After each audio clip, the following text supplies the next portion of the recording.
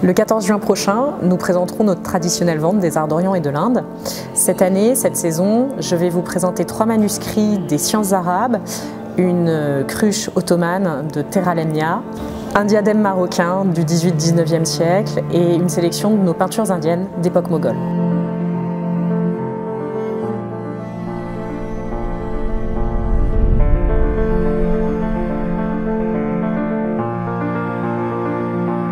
Le premier manuscrit que je vais vous présenter est un manuscrit du XIIIe siècle, de la deuxième partie du XIIIe siècle, qui a été écrit par Ibn Saïd el-Andalousi. C'est un scientifique, un polymathe, à la fois connaisseur des sciences, de la géographie et de la littérature. Il est né à Grenade et il a traversé un certain nombre de pays pour enrichir sa connaissance, notamment de la littérature arabo-andalouse. On raconte qu'il a parcouru plus de 36 bibliothèques en Égypte pour rassembler tout ce savoir. Une datation au carbone 14 nous permet de confirmer qu'il date de la deuxième partie du XIIIe siècle. L'œuvre d'Ibn Saïd el-Andalousi est très large, très importante. On dit qu'il a composé plus de 40 œuvres et un certain nombre ont été perdues. Ici donc, il s'agit d'un manuscrit inédit, non répertorié. Et nous avons pu comparer aussi la calligraphie, l'écriture même de l'auteur, avec d'autres ouvrages conservés dans des bibliothèques et référencés comme des manuscrits écrits par lui-même de son vivant. Le second manuscrit est incomplet, mais il est quand même très intéressant car il s'agit du traité des étoiles fixes par Al-Soufi, un astronome qui vit au Xe siècle de notre ère. Chacune des 48 constellations est ainsi dessinée avec la position exacte et le nom des étoiles.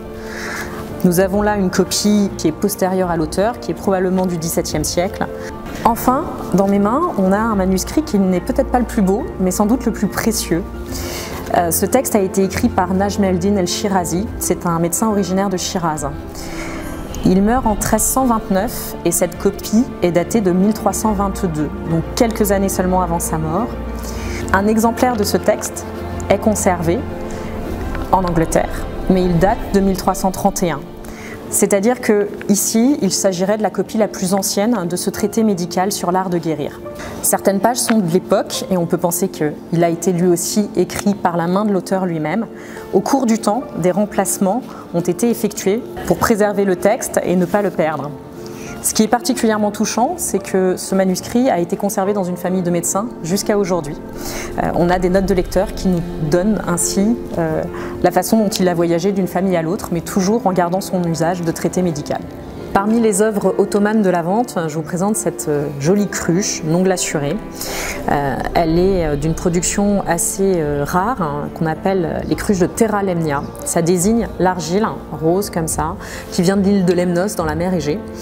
Depuis l'époque romaine, elle était connue pour ses vertus pharmacologiques. Quand les Ottomans ont pris l'île de Lemnos aux Vénitiens en 1479, ils ont découvert ses vertus protectrices, pharmacologiques, et ils ont protégé l'île et la production pour se réserver toutes les pièces qui pouvaient être fabriquées là-bas. On avait un petit filtre ici à Gargoulette qui permettait de filtrer bien sûr l'eau, de la préserver des impuretés. La cruche est également signée, on a le poinçon de l'artisan. Et du fait de l'extrême fragilité de ces objets, peu sont conservés. On en a quelques-uns à Cambridge, une en France au musée des arts décoratifs et plusieurs à Palerme. Pour la partie Afrique du Nord des objets qu'on présente, voici un très beau diadème marocain. Ces coiffes étaient portées sur la tête de la mariée pour les femmes du nord du Maroc, dans les villes. Au dos, l'attache qui permet de coulisser et de tenir sur l'habit de la mariée.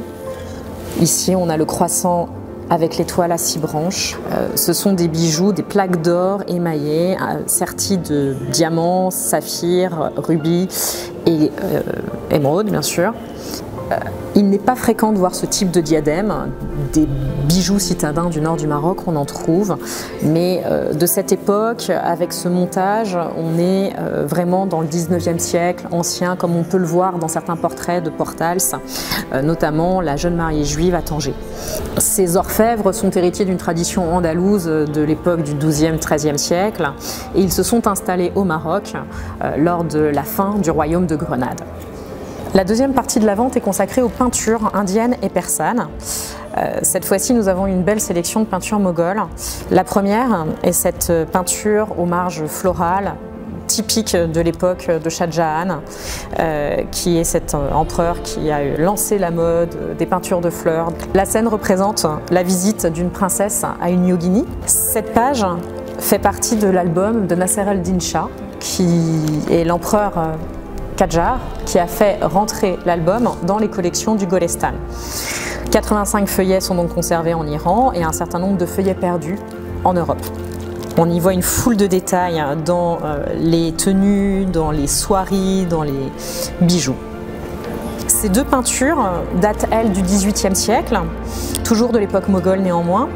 Et nous avons ici une scène d'adoration du lingam, donc c'est une scène assez fréquente qui traduit la piété de l'auteur.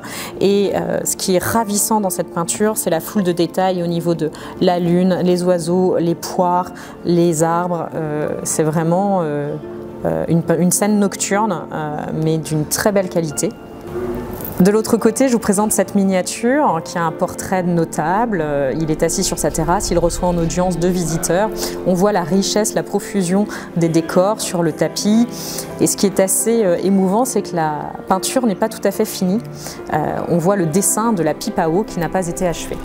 L'exposition de la vente aura lieu le lundi 12 juin ainsi que le mardi 13 juin. Vous pourrez également enchérir en live le mercredi 14 sur Drouot Live ou en salle aux 3 rue Rossini avec nous.